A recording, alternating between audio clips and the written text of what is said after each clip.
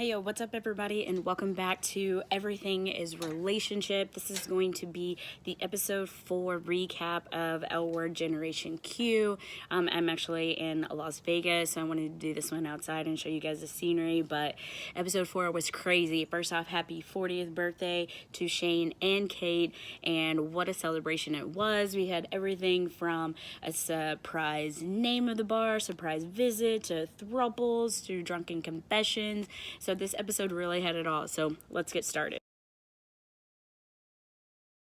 The way they started the show a little bit with Bet and Felicity was great, and we'll get into that. But my all-time favorite part was the name of the bar. So Shane named her bar Dana's, which was awesome. I think this was a way for, Eileen to give the original L Word watchers like Dana Fairbanks back to us, because it was so tragic when she died. And so I think this was actually the perfect start to the show and the perfect way to actually bring Dana back. Let's talk about Bet.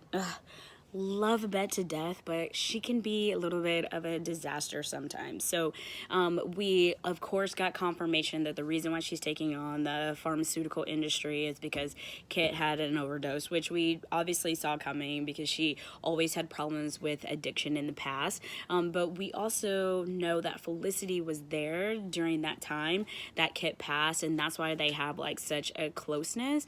But like Bet, like, she's so driven by her emotions, which is why I think that like most people like love her, because she's like successful and she's great, but she has this like train wreck moments where she's just strictly driven about her emotions, about what she wants, but it never seems to work out for her, right? So we start out with Danny already like knowing what's going on, being suspicious. So she got a little rough with Bet, but Bet really had to, now is having to look at like choosing, like, can she have it all? It's always been this either or thing with Bet, which I think that like, I know personally, like, I feel for her,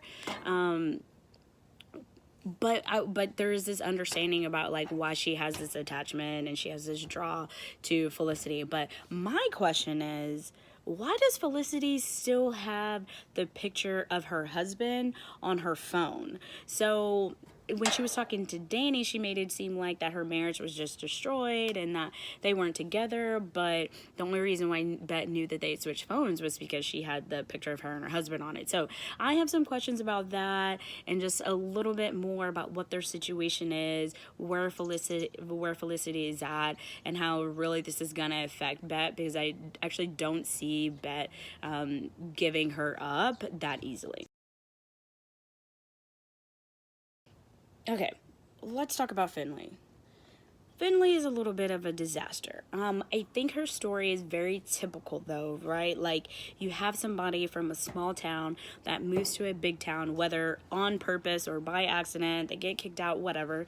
So they go to where they would feel like it's like comfortable, but yeah, she's like just like a complete wreck. She's either sober at work working, or she's drinking or drunk, and like, yeah, so there's obviously like something there, I think, that she has to deal with, and that she really has to get her life together. I think that the writers have this this storyline in there because I think a lot of people can relate to it. So, like I said, people move to a big city, and they're bouncing from place to place, and they're struggling, but they still want to like live the life. And so, and if they're scared, or if they haven't had a whole lot of experience to get into that, or to put themselves out there, they use alcohol for it, or sometimes they use drugs. So it would be really interesting to see where Finley's direction goes, especially with the priest. Like, worst line ever, you're not a real priest, or you don't have a real church. Like, can't believe she said that. But we say crazy things when we're drunk. But yeah, I think she's really gonna have to choose, you know, the priest, and if she wants this relationship because now she's in love, versus like the lifestyles that she's living and drinking a lot and not having a whole lot of sober moments. And maybe we'll actually see like what's underneath all of that. Maybe it's the religion thing, maybe it's the thing with her parents, like who knows. But you know, no one has a drinking problem for no reason. There's always some underlining thing that they're trying to numb. So I'm actually curious to see like where they're gonna take Finley's life. I mean, I feel for the girl. I think it's great that like she has a great setup with like Shane, but I really do feel for her. So I'm, you know, rooting for Finley and hoping that it works out. All right, let's talk about Alice, Gigi, and Nat. I'm super excited about this because I called this in my last video. I think we're going to get the aspect of the throuple situation, and I'm super excited by this, and here's why. The current generation, only 2/3 identify strictly as heterosexual, and I think we're rising into this aspect of people not wanting to be boxed in by their gender. They don't want to be boxed in by their sexuality. They don't, people that are attracted to more than one person are not like restricting themselves. I think they're finding a way to have it all. I think as human beings, we understand that it's not always natural for one person to just be attracted to this person over here. Like we live in an abundant world, and I think we're starting to learn that we live in an and world and not an or world. So like people that are bi, like they're finding a way to have both instead of having to choose between the two.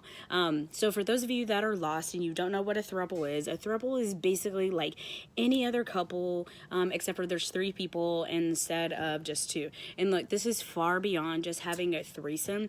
This is literally like 3 people. It could be 3 females, it could be 3 men, it could be a man and 2 women, it could be 2 women and a man, like whatever. It's a set of 3 people, and they raise families together, they live together, they cook together, they do all of the things that normal people do, but there's just 3 of them instead of 2. So I'm glad that Generation Q is including this, and because I believe that people need to see the typical construct of what a relationship should be. Like people need to see that destroyed, and they need to see that there are options and that it actually can work with communication. Now, I don't really know how this is going to work because I think there's still some aspect of Gigi that wants to be like part of the family, and I think she was the only one that was still kind of like semi-sober in that situation, even though it was super hot. That scene was so great. But it's thruples are a beautiful way for people to find like the perfect mate.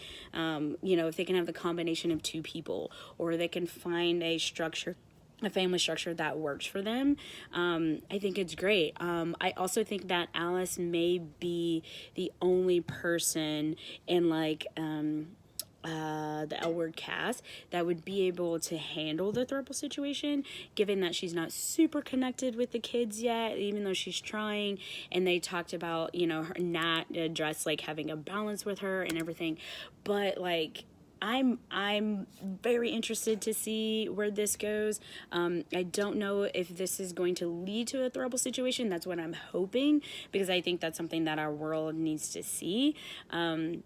But this could also lead back to Nat and Gigi getting back together, which would just suck. And I'm really hoping that they avoid that, because like I said, I think people need to see that thruples work and that they're an option, and that we are really getting out of the whole like normal like just couple situation. So let me know in the comments below if you think they're gonna keep their throuple situation, or if you think Nat and Gigi are gonna get back together and Alice is gonna be left out in the cold. I would love to hear your opinions on this. All right, lastly, we finally get to the person whose episode it was supposed to be about anyway, and that is Shane. So I think it's great that they celebrated Shane's birthday, and it was actually Kate's birthday too, even though Shane didn't want to, but I think, you know, she needed to. So Shane's wife, Kiara, is back, but Tess is out. So that's gonna be a whole messy thing. This is like self-destruction of Shane 101. She has slept with someone that like she's involved with like on a work level, but then her wife is back and they're trying to figure out things. And so it'll be really interesting to see where this ends up. But I think this is definitely like typical Shane. Like she gets to a point to where she's like really ready to like move on with her life and she's okay, and like, you know, her and Bet have this little, you know, heart to heart, and she finally signs the divorce papers, and then boom, her wife, which is super sexy by the way, let me add, she comes back on her birthday and is like, surprise. So yeah, it'll be really interesting to see where Shane goes from here. Again, leave some comments down below and let me know what you think is actually going to happen to Shane. Tell me what you think about her wife, who is a musician. Yeah, like I mean, this happens every season with Shane. Obviously, nothing has changed in like 10 years, except for the fact that she got married. But yeah, she's still struggling and having a hard time and obviously avoiding and running away from something. So we'll see how this like really breaks open. But this is going to be great. It's going to be great. You guys let me know what you think is going to happen. Alright guys, that's it for the recap. Just want to end and say thank you very much for watching the videos. Don't forget to subscribe. Not only am I doing these recaps, but I'm going to do dating videos and relationship videos and giving out tips, and look for podcasts that's coming. But stay tuned. There's definitely going to be more. And remember, everything is relationship. Peace.